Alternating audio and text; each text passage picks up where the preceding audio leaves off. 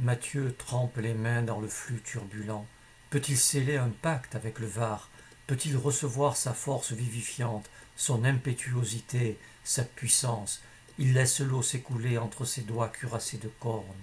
Il se lève pour chercher du regard la bande de garçons, mais ne la voit plus. Il pense aux artisans qui tancent leurs fils lorsqu'ils vadrouillent dans la campagne. Du berceau à la tombe, hommes et femmes du comté connaissent le travail. Tu travailleras à la sueur de ton front. Matthieu esquisse un sourire. La malédiction de Dieu est pour les autres. Il sue à grosses gouttes lorsqu'il manie la gouge.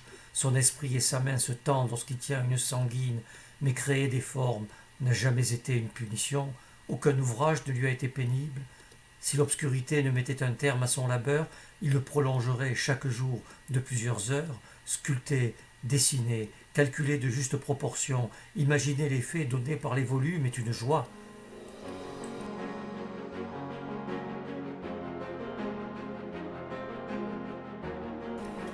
Nicodème et Joseph, soulevant le corps du Christ, il en fait son affaire.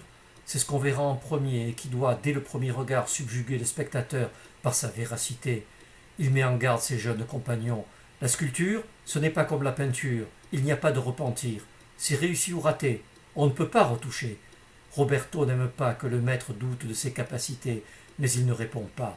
Il ne l'a jamais vu dans un tel état d'exaltation et comprend, à l'ampleur de la tâche, qu'il y aura du travail jusqu'à l'automne.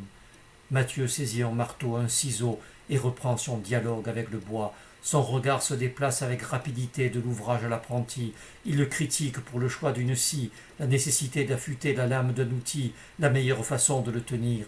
Il a toujours œuvré en espérant enfanter une sculpture supérieure à la précédente, toujours meilleure, toujours plus près de toi. Sa sculpture est une prière.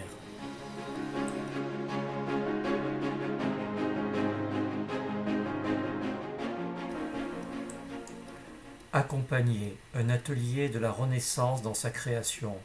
Découvrez le quotidien de cet atelier itinérant qui œuvre en Provence orientale entre Villars-sur-Var et Puget-Théniers.